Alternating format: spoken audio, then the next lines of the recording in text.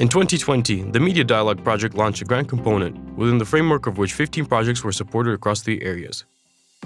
On conducting advocacy campaigns aimed at informing public about the importance of supporting and promoting freedom of speech and expression, high-quality journalism, access to information, and other elements of a free and democratic media environment. Monitoring hate speech and enmity that may appear on social media during the parliamentary elections. Preparation of media products in connection with the parliamentary elections. Media, online publications, non-profit organizations, professional associations, and unions were supported. Of course, it was in the framework of the third program that we issued the majority of grants. The purpose of this program was to encourage citizens to participate in the elections. It was important for us that all parties could express themselves and had their own platform, and that citizens would be able to make an informed choice. Back then, no one anticipated that the referendum on constitutional changes would happen so soon, in addition to the presidential election.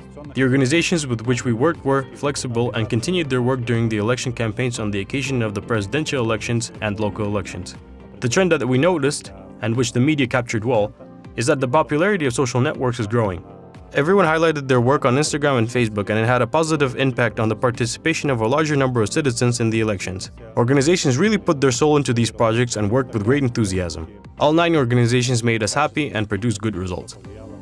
Within the framework of the third grant program, 3 main priorities were outlined. First main priority: inform voters on their right to vote and how to exercise that right in the context of the COVID-19 pandemic. The project was aimed at informing people with disabilities about their voting rights, because people with disabilities are the most socially vulnerable group. The most important achievement of our project was that we succeeded in removing gross violations of disability accessibility at 48 polling stations throughout the Republic, including the lack of appropriate ramps, absence of braille, magnifiers, and other special tools. The information that we collected was sent to the Prosecutor General and to the Election Commission. On the basis of their legislative mechanisms and initiatives, they have made a decision to prevent violations at polling stations. The project received a very large audience coverage. More than 190,000 women and 180,000 men watched our video, our website articles, and actively interacted with our content. Policlinica. As a part of the Policlinica project, we produced fact-checking materials and videos explaining voting rights. A total of 29 articles were published, 14 fact-checking articles, 2 small investigations, 8 video explanations, and 5 articles about campaign-related violations of political parties.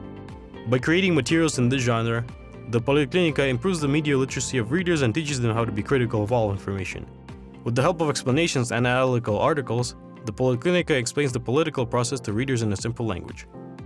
Within the framework of this project, we released 96 news releases on electoral topics, 2 half-hour talk shows about the 2020 elections, 4 socially oriented videos calling for making an informed choice, 60 15-minute educational programs about the elections, 10-hour video talk shows, Elections 2020, The Future of the Country is in Your Hands, Make the Right Choice. But the most significant achievement for us was that the programs could not only be heard, but also seen. We started working on video content more seriously. Organize and broadcast the debates between candidates during and after the parliamentary elections, as well as to report, analyze, and highlight issues discussed during their campaign to monitor the further implementation of the candidates' election programs. GovRead TV. The GovRead TV project is a discussion platform where people differing views can express their opinions. 16 broadcasts were put out within the framework of the project. The most important achievement was that the project provided an opportunity for all parties to express themselves and convey their opinions to audiences. The GovRead TV project achieved its goal by providing the public with balanced and reliable information. The main goal of the project was to provide voters with information about political party candidates, their backgrounds, and how they previously fulfilled their duties in the parliament. As part of the Jash FM project, we produced a series of videos and multimedia products that will help raise awareness among the population of the Kyrgyz Republic about electoral processes. The project reached more than 160,000 people. The uniqueness of our media project is that other media in the region do not produce multimedia materials.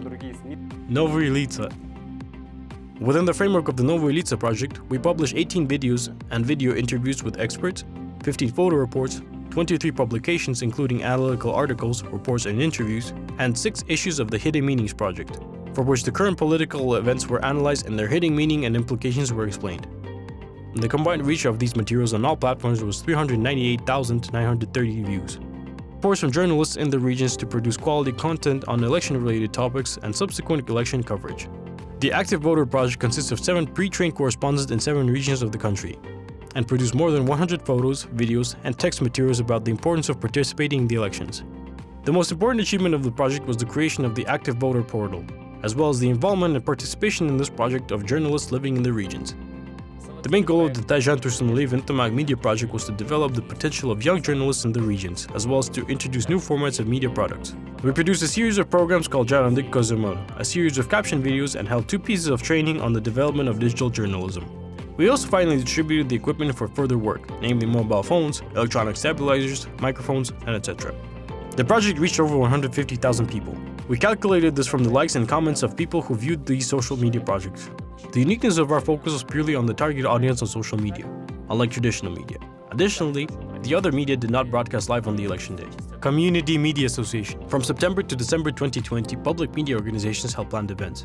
The aim of the project was to provide voters with complete information about the upcoming elections, to help them make an informed choice of candidates. In 3 months, the project succeeded in creating and broadcasting a large amount of important and engaging information for local communities, which local media organizations have been unable to do due to a lack of resources.